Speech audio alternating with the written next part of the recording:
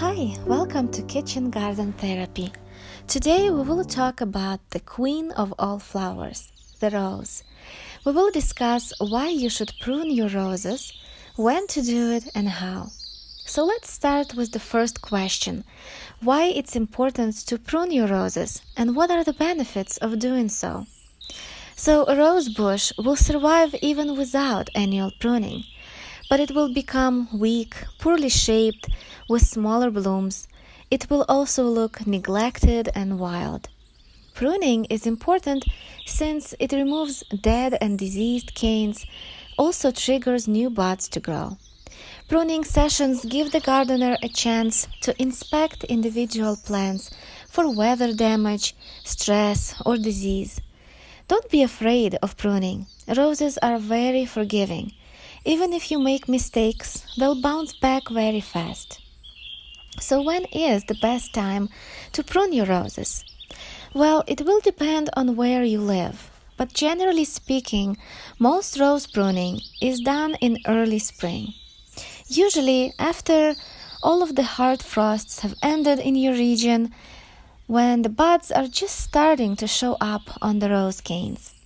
This could be as early as January or as late as May, depending on your climate. I live in Zone 5, and I find that the end of March and the beginning of April is perfect time for rose pruning. Before you start, you have to make sure to wear long sleeves and gloves, and get your sharp pruning shears. Roses are thorny and you don't want to get hurt by branches, so dress accordingly. It is best to start by removing dead rose canes. You can easily see them. They're usually dark and without any buds. And if you're unsure, just cut into one of them. Brown is dead and green is living. So cut any dead branches back to the base of the rose bush. Some canes are healthy, but the tops got weather damaged. So you don't have to cut all of the canes, just trim those top endings. And try to open up the center of the plant. Prune the crossing branches which can rub against each other, causing damage. Opening the center of the rose allows light and air circulation. It's also good to remove thin and twiggy growth because they'll grow gangly and produce little blooms, so it's just better to remove them. Any remaining canes can be just cut to a desired shape and look. Some people follow a 45-degree angle rule, which means they make the cuts on an angle. But I don't think it's necessary. Same with glue. I think sticking to the base techniques is better than overwhelming ourselves and overthinking.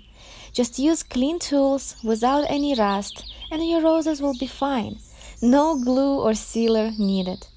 Make sure to clean around the base of your rose bushes, and then you can use all those soft and green parts in the compost, but not old and diseased branches.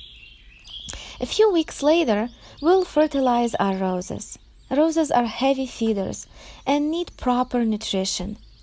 I usually use Epsom salt and bone meal for my roses. While you are in the garden with your shears, you can also prune some other plants. My raspberries needed a little trim. They are young 2 or 3 year old canes, so no heavy pruning, just a little bit on the tops. These are yellow raspberries that are fruiting in the fall. Early spring is the best time to walk around your garden and do some pruning. So don't wait. Take care of your plants and they'll reward you with their beautiful looks, fragrance, and harvest. I hope that I've motivated you to get outside for your garden therapy. Thank you for watching.